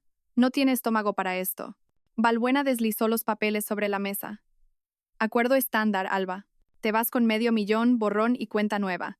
Solo firma aquí, aquí y aquí. Cogí el bolígrafo. Mi mano temblaba, en parte actuando, en parte pura adrenalina. ¿Y qué hay de Íñigo?, pregunté suavemente. Íñigo se queda conmigo, dijo Adrián, reclinándose en su silla. Es mi vicepresidente ahora. Vamos a construir un imperio juntos, sin tus constantes quejas. Sentí un dolor agudo en el pecho, pero me lo tragué. Vale, cuida de él. Solo firma los malditos papeles, Alba. Firme. Puse mi nombre en la línea que aparentemente me despojaba de 20 años de duro trabajo. Luego Adrián firmó. Lo hizo con una floritura, una gran y arrogante A. Hecho, dijo Balbuena cerrando la carpeta. El cheque será transferido a tu cuenta mañana. Adrián se levantó y se abrochó la chaqueta. Me miró con una sonrisita que me revolvió el estómago. Sabes, Alba, deberías agradecérmelo. Siempre fuiste demasiado estirada para esta vida. Vete a vivir a una granja o algo así. Búscate un buen bibliotecario. Adiós, Adrián, susurré. Mientras caminaba hacia el ascensor, oía a Adrián reírse con Balbuena. Eso fue más fácil de lo que pensaba. Ni siquiera pidió el apartamento de la playa. Las puertas del ascensor se cerraron, cortando su risa. Me apoyé en la pared de metal y solté un largo suspiro. Había firmado. La píldora envenenada estaba activa. Ahora todo lo que tenía que hacer era demostrar el fraude. Y ya tenía las pruebas. Solo necesitaba el escenario adecuado para presentarlas. ¿Y qué mejor escenario que la boda? Adrián y Nerea habían anunciado su fecha. Era en 3 semanas. Una boda apresurada, la llamaron. Querían legitimarse antes de la temporada de galas de primavera. 3 semanas. Ese era mi plazo. Salí del edificio y me subí al coche de Arturo que me esperaba. ¿Ha firmado?, preguntó Arturo desde el asiento trasero. Ha firmado, dije, una sonrisa genuina finalmente abriéndose paso. Cree que ha comprado mi silencio por $500,000. Acaba de firmar la entrega de toda su vida. Arturo me sirvió una copa de agua con gas. Por la arquitecta. Por la demolición, respondí. Las siguientes 3 semanas fueron un estudio de masoquismo. Tuve que permanecer invisible mientras Adrián y Nerea paseaban su victoria por todo Madrid. Alquilé un pequeño apartamento discreto en la zona norte usando mi apellido de soltera. Pasé mis días con los contables forenses de Arturo construyendo el caso. Estábamos convirtiendo los datos brutos que había robado en un mazo legal. Cada noche me torturaba mirando las redes sociales. El Instagram de Nerea era un vómito de lujo. Foto de un nuevo Mercedes descapotable. Mi futuro maridito me mima. Bendecida. Nuevos comienzos. Foto de mi comedor redecorado con un hortera papel pintado dorado. Fuera lo viejo, dentro lo glamuroso. Por fin haciendo de esta casa un hogar. Eso dolió, verla borrar mi toque de la casa que yo construí. Pero las publicaciones más dolorosas venían de mi madre. Pilar publicó una foto de los 3, Adrián, Nerea y ella, brindando con copas de cava en una cena de menú degustación. Pie de foto. Por fin una familia que sabe disfrutar de la vida. Tan orgullosa de mi preciosa hija Nerea y mi maravilloso yerno Adrián. El amor verdadero siempre gana. ¿Amor verdadero? Había vendido a su hija mayor por un sitio en una mesa elegante. Y Íñigo. Íñigo guardaba silencio en las redes sociales, pero vi las alertas de la tarjeta de crédito en las cuentas secundarias que aún monitorizaba, las que Adrián aún no había encontrado. Bodega del barrio, 400 euros. Discoteca Inferno, 1.200 euros. Fianza judicial, 500 euros. Mi hijo estaba en caída libre. Adrián no lo estaba educando, lo estaba consintiendo. Quería correr a salvarlo, pero Arturo me detuvo. No puedes salvar a alguien que no quiere ser salvado, Alba, me dijo Arturo suavemente. Él eligió su bando. Deja que vea cómo es realmente ese bando cuando se apaguen las luces. Sabía que tenía razón, pero sentía como si me estuviera amputando una extremidad. Mientras tanto, la empresa se pudría por dentro. Mis espías, Sara en contabilidad y Jaime en gestión de proyectos, me daban actualizaciones diarias. Adrián no ha estado en la oficina más allá de las 2 de la tarde en semanas, me escribió Sara. Está dejando que Nerea planee el rebranding de la empresa. Quiere cambiar el logo a rosa y dorado. ¿Rosa y dorado, Alba? Para una empresa inmobiliaria comercial. Los contratistas amenazan con abandonar la obra de la Torre Highland, informó Jaime. Adrián les dijo que el cheque está en camino. No lo está. Usó el dinero de la construcción para pagar el lugar de la boda. Dejad que arda, les dije. Simplemente documentadlo todo. Guardad cada correo electrónico donde os diga que retraséis los pagos. La boda iba a ser en el Hotel Palace, en el Gran Salón. Era el lugar más caro de la ciudad. Nerea había invitado a 300 personas, inversores, políticos, celebridades locales. Querían cimentar su estatus como la nueva pareja de poder de Madrid. Querían un público. Bien, pensé, mirando la invitación que Sara me había conseguido. Quieren un espectáculo. Les daré un espectáculo. 2 días antes de la boda, recibí una última pieza de apalancamiento. Vino de una fuente inesperada. Mi teléfono sonó. Número desconocido. ¿Hola? Alba. Soy David. David, el exmarido de Nerea, el mecánico. El que ella había desangrado. David, dije sorprendida. ¿Cómo estás? Estoy bien. Mira, me he enterado de lo que pasó, de lo que te hicieron. Es asqueroso. Lo es, asentí. Tengo algo, dijo David bajando la voz. Cuando Nerea me dejó, se dejó una caja de papeles en el garaje. Iba a quemarlos, pero los revisé anoche. Alba tiene tarjetas de crédito a tu nombre de hace 3 años. Se me heló la sangre. ¿Qué? Las abrió cuando se estaba quedando contigo. Interceptaba el correo. Las dejó al límite y luego escondió los extractos. Pero encontré las cartas de las agencias de cobro, y encontré una carta de Adrián. ¿De Adrián? Sí, pagó una de las tarjetas. La carta dice: he cubierto esta, N, pero tienes que tener más cuidado. Si Alba ve esto en su informe de crédito, estamos muertos los dos. Sigue con el plan. 2 años más y nos lo llevamos todo. 2 años más, la línea de tiempo encajaba perfectamente. Adrián había estado conspirando con mi hermana para robar mi identidad y mi dinero mientras yo le daba de comer y le daba un trabajo. David, dije, con la voz temblorosa. ¿Puedes traerme esa caja? Estoy en camino, dijo. Cuando David me entregó esa caja, sentí que la última pieza del puzzle encajaba. Esto no era solo fraude, esto era una conspiración. Depredadora, calculada y malvada. Miré la carta escrita a mano por Adrián. 2 años más y nos lo llevamos todo. Guardé la carta en mi caja fuerte. Gracias, David, dije. Dales caña, Alba, dijo, con una sombría sonrisa en su rostro. Oh, pienso hacerlo, respondí. Pienso desatar el infierno. El día antes de la boda hice algo peligroso. Fui a ver a Íñigo. Sabía que no debería. Arturo me lo desaconsejó, pero yo era madre primero y exesposa vengativa segundo. Necesitaba darle una última oportunidad para abandonar el barco que se hundía. Esperé fuera de su nuevo ático, el que Adrián había comprado con fondos de la empresa. A las 11 de la mañana, Íñigo salió tambaleándose, con aspecto de resaca. Llevaba gafas de sol de diseño y una sudadera que costaba más que mi primer coche. Íñigo, lo llamé. Saltó girándose. Cuando me vio, su rostro se endureció. «Mamá, ¿qué haces aquí? ¿Ahora me acosas?» «No te acoso. Intento salvarte». «No necesito que me salven», escupió, caminando hacia su Porsche. «Me va genial. Papá acaba de ponerme a cargo de la cartera de la zona sur». «Íñigo, escúchame», dije, interponiéndome en su camino. Tu padre te está mintiendo. La empresa está en bancarrota. Está robando dinero para pagar este estilo de vida. Te está usando como escudo. Cuando venga la UDEF, y van a venir, tu nombre está en los documentos. Íñigo se rió. Era un sonido hueco y quebradizo. Solo estás celosa. Estás celosa porque papá está ganando y tú no eres nadie. Estás viviendo en algún tugurio, ¿verdad? Papá me lo dijo. Estoy viviendo en la realidad, dije, mi voz urgente. Íñigo, por favor, no vayas a la boda mañana. Simplemente di que estás enfermo. Ve a quedarte con tus amigos. Simplemente no estés allí, de pie junto a él, cuando ocurra. ¿Cuando ocurra qué? Desafió. ¿Vas a arruinarla? ¿Vas a montar una escena? Dios, eres patética, mamá. Papá dijo que intentarías arruinarlo. Me llamó patética. Sentí que la ira subía, pero la reprimí. Íñigo, mírame, yo te crié. Te conozco. Tú no eres esta persona. Eres amable. Eres listo. No eres un ladrón. No soy un ladrón, gritó con la cara enrojecida. Soy un hombre de negocios, como papá. Papá es un estafador, grité de vuelta.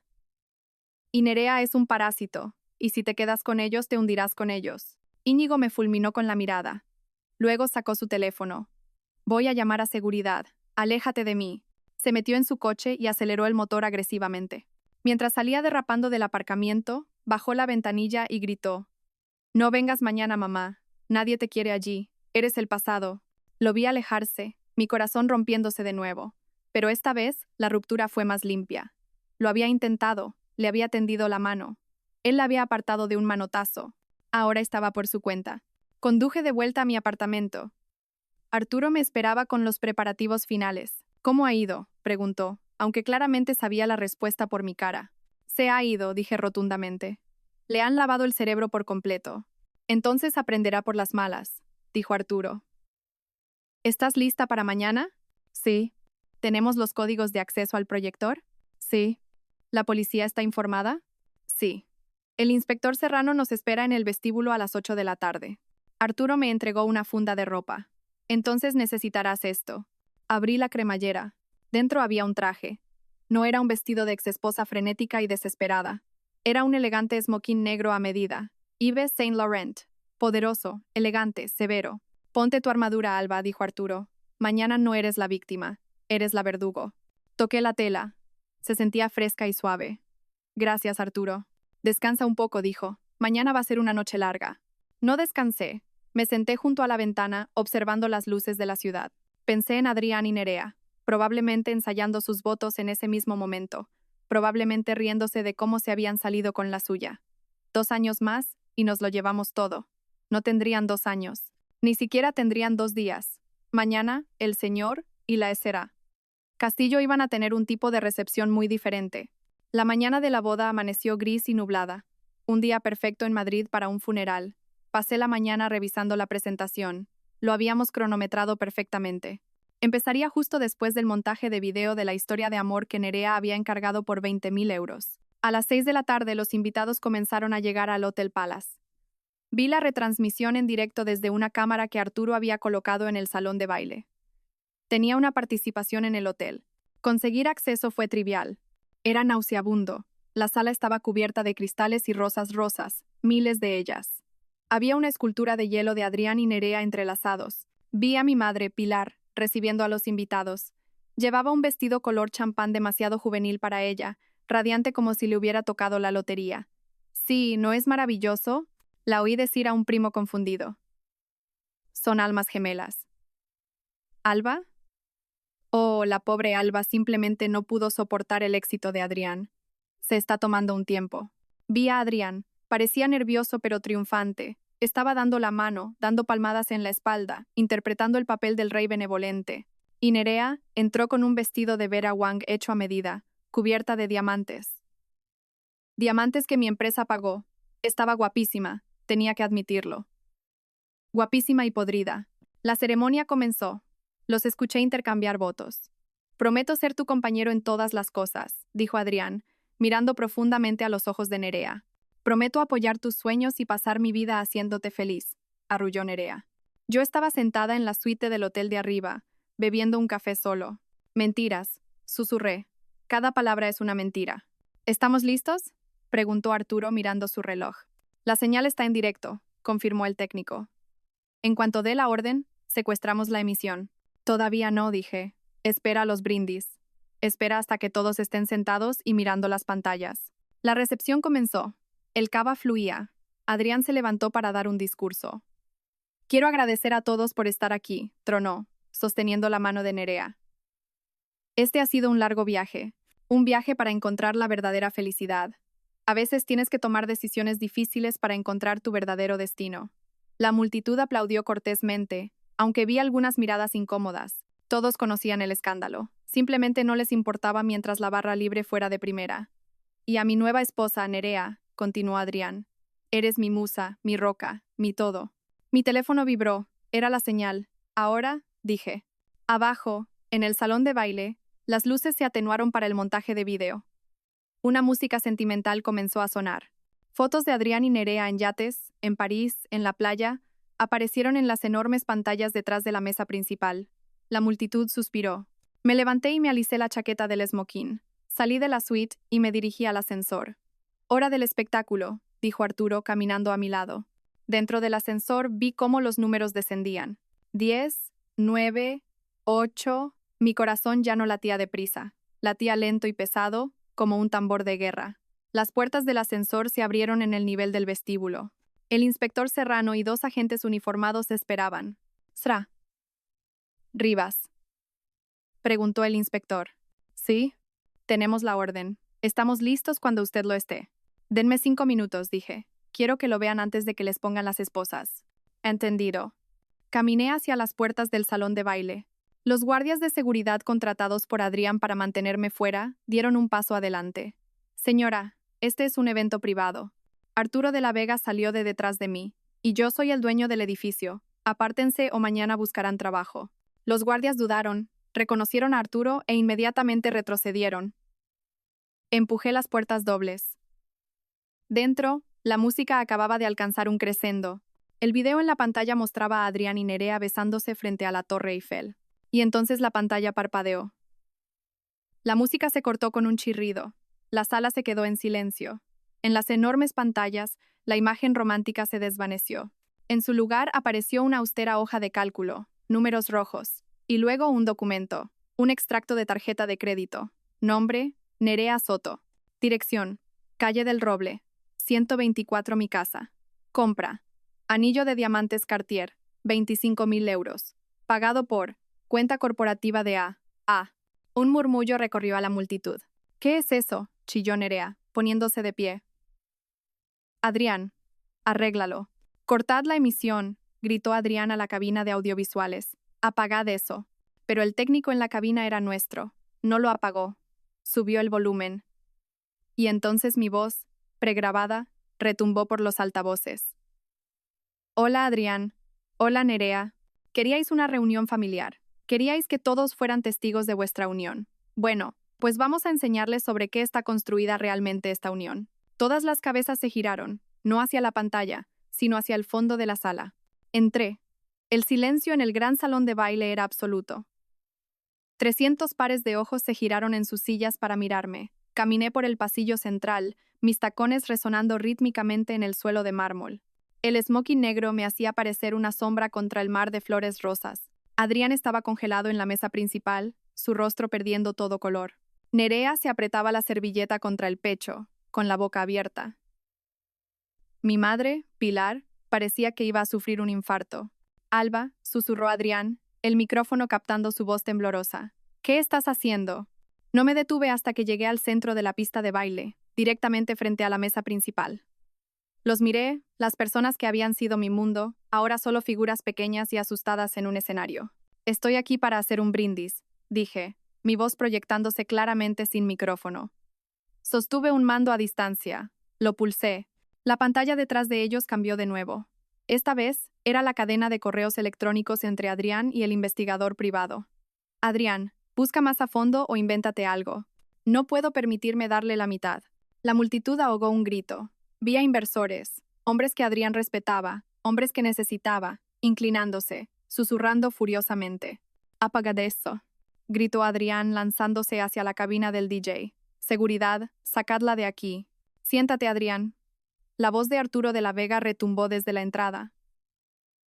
a menos que quieras añadir agresión a tu lista de delitos graves. Adrián se congeló. Vio a Arturo. Vio a los agentes de policía esperando en las sombras de la salida.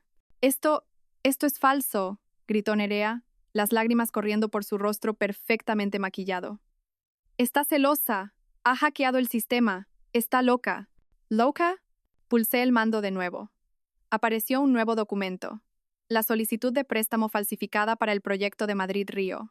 La que tenía mi firma torpemente pegada sobre la línea. ¿La falsificación es de locos, Nerea? Pregunté con calma. ¿El fraude bancario es de locos? Porque esos son años de cárcel. ¿Y adivina de quién es el nombre en las sociedades pantalla que reciben los fondos robados? Volví a pulsar. Orion Holdings. Propietaria. Nerea Soto. Tú. Señalé a mi hermana. No eres solo una amante. Eres una mula. Adrián te usó para blanquear 3 millones de euros. ¿Te dijo eso? ¿Te dijo que cuando Hacienda venga a buscar vendrán a por tu firma? Nerea miró a Adrián, con los ojos desorbitados de horror. Adrián, dijiste que era optimización fiscal. Dijiste que era legal. Cállate, Nerea, chiseu Adrián. Oh, no lo detengas, dije, sonriendo fríamente. Deja que se explique. Que le explique a nuestra madre cómo se refiere a ella. Clic. Apareció el correo electrónico. Asunto. La vieja. Adrián, pásale a Pilar otro cheque del fondo B. La vieja es una avariciosa. Mientras le paguemos el apartamento, mantendrá a Alba en la oscuridad. Vendería a su propia hija por un presupuesto de reforma. Pilar dejó escapar un sonido que era mitad gemido, mitad ahogo. Se levantó, sus manos temblando tanto que volcó su copa de cava. Adrián, graznó. Tú me llamaste eso. Después de todo lo que hice por ti, me puse de tu lado. Traicioné a mi propia hija por ti. Y mira lo que te ha conseguido, mamá, dije, mirándola con lástima. Un asiento en una boda que está a punto de convertirse en la escena de un crimen. Adrián miró a su alrededor, con los ojos desorbitados. Vio su imperio desmoronarse en tiempo real. Vio a los inversores marchándose. Vio a los camareros detenerse a mirar. Vio el final. «Firmaste el acuerdo», me gritó, desesperado. «Lo firmaste. Renunciaste a todo. No puedes tocar la empresa». Sección 14, dije simplemente. La píldora envenenada. Si cometiste un delito, el trato es nulo y todo la casa, la empresa, los activos revierte a mí. Las rodillas de Adrián cedieron. Se desplomó de nuevo en su silla. Íñigo, dije, dirigiendo mi mirada a mi hijo, que estaba sentado al final de la mesa, pálido como un fantasma. Íñigo me miró, aterrorizado. Miró la pantalla, donde ahora se mostraban sus propios mensajes de texto. Íñigo. ¿VP? ¿En serio? Vale, estoy dentro. ¿Querías ser un hombre de negocios, Íñigo? Dije suavemente. Pues aquí tienes tu primera lección. Comprueba a tus socios. Pulsé el mando por última vez. Se reprodujo un video. Era una grabación de vigilancia del aparcamiento de la empresa. Mostraba a Adrián discutiendo con Nerea hacía 2 días. Adrián, en el video. Una vez que consigamos el dinero de La Vega, nos deshacemos del crío. Íñigo es un lastre. Le dejamos la deuda fiscal y nos mudamos a Mónaco. Es demasiado estúpido para darse cuenta. El salón de baile quedó en silencio sepulcral. Íñigo se levantó lentamente. Miró a su padre. La adoración de héroe en sus ojos había desaparecido, reemplazada por una demoledora comprensión. «Papá», susurró Íñigo. «Tú ibas a abandonarme». Adrián tartamudeó. «Íñi no. Era... Solo estaba estresado. Está fuera de contexto». «Me llamaste estúpido», dijo Íñigo con la voz quebrada. «Dijiste que era un lastre». «Íñigo, siéntate», ordenó Adrián, tratando de recuperar el control. «No la escuches». Íñigo no se sentó. Cogió su copa de cava y se la tiró a Adrián a la cara. «Te odio», gritó Íñigo. «Te odio». El caos estalló. Pilar sollozaba. Nerea hiperventilaba. Adrián se limpiaba el cava de la cara, pareciendo una rata ahogada. Bajé el mando a distancia. La presentación había terminado. Asentí al inspector Serrano. La policía entró en la sala. Los invitados se apartaron como el mar rojo.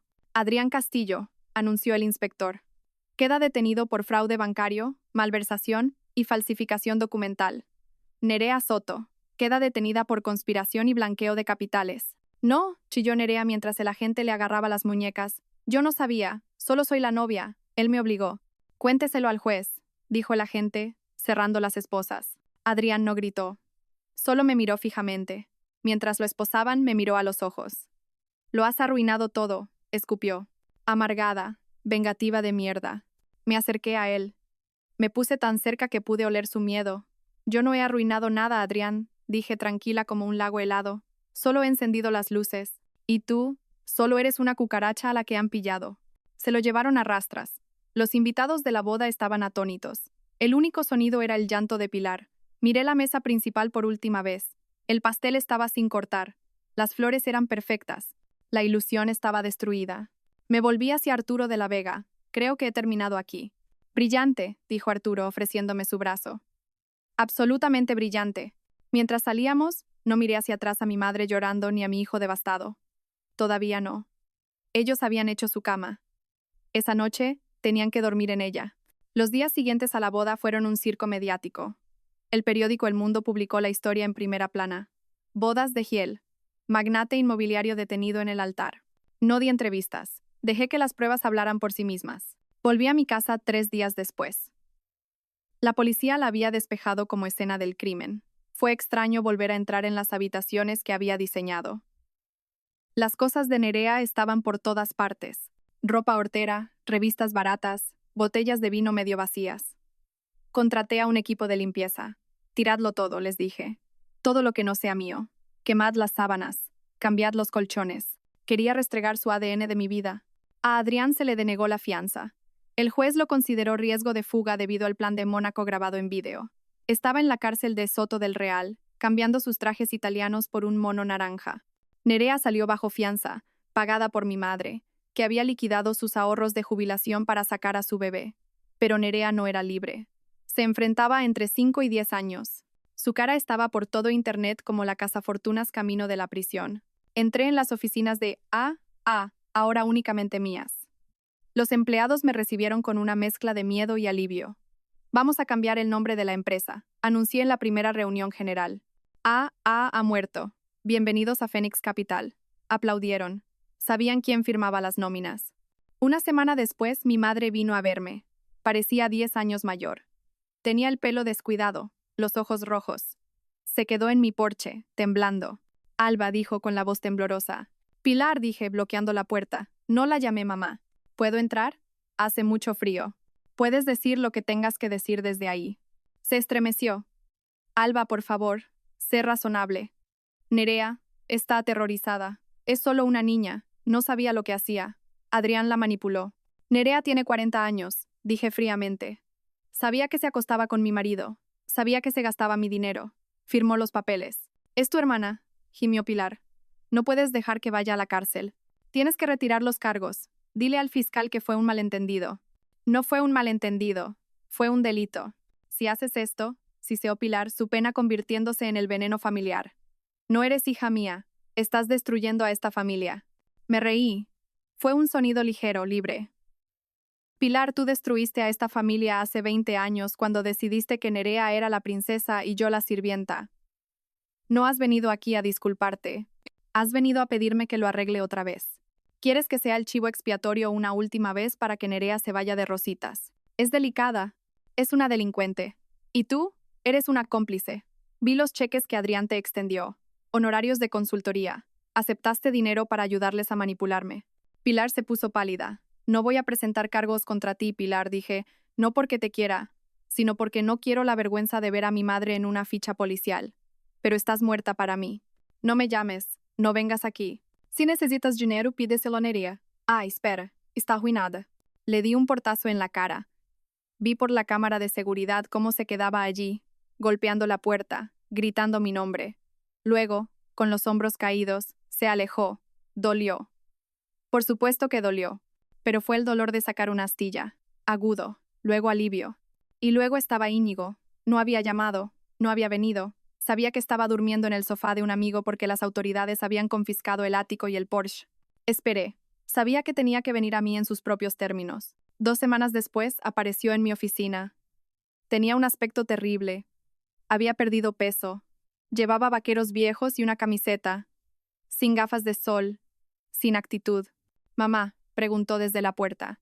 Levanté la vista de mi escritorio. Hola, Íñigo. Entró y se sentó en la silla de enfrente. Se miró las manos. Lo siento, susurró. Lo sé, dije. Fui un estúpido.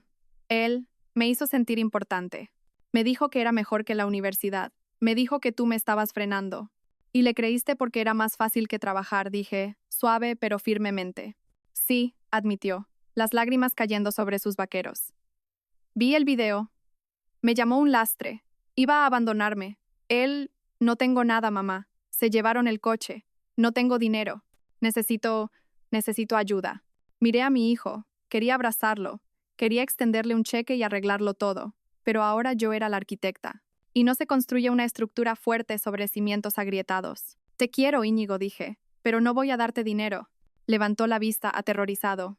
Pero, ¿dónde voy a vivir? No lo sé. Eso tienes que resolverlo tú. Mamá, por favor. Este es el trato, dije, deslizando un papel sobre el escritorio.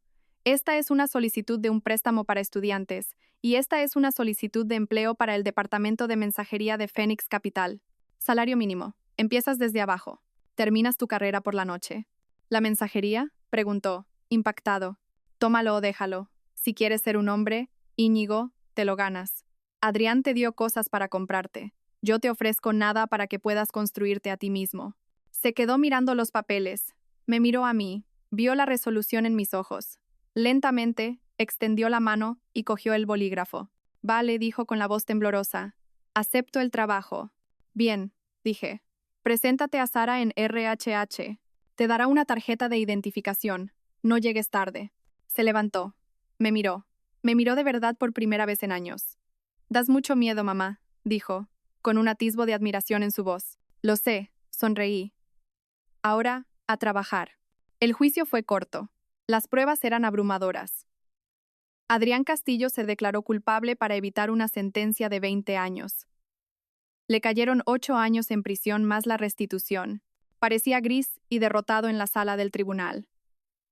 No me miró ni una vez. Nerea aceptó un acuerdo. 3 años de prisión por fraude. Sollozó cuando el mazo cayó. Miró a Pilar en la galería gritando, «Mamá, haz algo». Pero Pilar no podía hacer nada. Pilar vivía en un estudio, subsistiendo con la seguridad social, habiendo perdido su asignación y su orgullo. Yo me senté en la última fila, con mi traje negro. Vi cómo se hacía justicia. No sentí alegría. Sentí paz. El balance, por fin, estaba corregido. Epílogo. Un año después, estaba en mi oficina en la planta 40, con vistas a la ciudad de Madrid. El letrero de Phoenix Capital en la pared detrás de mí era de un elegante plateado y azul, sin rastro de rosa. La empresa prosperaba. Acabábamos de cerrar el trato de Madrid-Río con Arturo de la Vega. Iba a ser un desarrollo de uso mixto, apartamentos de lujo, pero también viviendas de protección oficial y un centro comunitario. Mi teléfono vibró. Íñigo. Hola, mamá. Acabo de terminar el final de economía. Creo que lo he bordado. Además, el equipo de mensajería ha mejorado la eficiencia de clasificación en un 15% esta semana. ¿Me subes el sueldo? Sonreí. No te pases, pero esta noche invito yo a cenar. A las 7. Íñigo, allí estaré. Estaba trabajando duro. Estaba cansado, sin un duro y era humilde. Y nunca había estado más orgullosa de él. Se estaba convirtiendo en el hombre que yo sabía que podía ser, no en la caricatura que su padre intentó moldear. Llamaron a mi puerta. Adelante. Arturo de la Vega entró con una botella de cava. Por el primer aniversario, dijo. Del día en que quemaste el circo. Parece que ha pasado una vida entera, dije, aceptando la copa. Sabes, dijo Arturo, apoyándose en mi escritorio. Adrián me envió una carta desde la cárcel. Quiere saber si le compraré sus acciones de las viejas sociedades pantalla. Necesita dinero para el economato. ¿Qué le dijiste? Le dije que solo hago negocios con la CEO, y que la CEO está ocupada construyendo un imperio. Chocamos las copas. Miré el horizonte. Había perdido un marido. Había perdido una hermana. Había perdido una madre. Pero me había encontrado a mí misma. Ya no era el chivo expiatorio. No era la solucionadora. No era la esposa invisible. Era Alba Rivas, la arquitecta. Y mi vida, por fin, era verdaderamente mía. Gracias por escuchar mi historia. No ha sido fácil revivirla, pero si mi viaje puede ayudar aunque sea a una persona a enfrentarse a la gente tóxica de su vida, entonces ha merecido la pena. La familia no siempre es de sangre. La familia son las personas que te respetan, que te valoran y que están a tu lado cuando llega la tormenta. Si te aferras a alguien solo porque es familia pero te está haciendo daño, déjalo ir. Eres lo suficientemente fuerte como para construir algo nuevo. Si te ha gustado esta historia y quieres ver más justicia servida, por favor, pulsa el botón de me gusta. realmente ayuda al canal a crecer. Y suscríbete para no perderte la próxima historia. Y dime en los comentarios, ¿alguna vez has tenido que cortar con un miembro tóxico de la familia? ¿Cómo encontraste la fuerza? Leo cada uno de los comentarios y me encantaría escuchar tu historia. Hasta la próxima, mantente fuerte, mantente inteligente y nunca dejes que nadie te quite las llaves de tu castillo.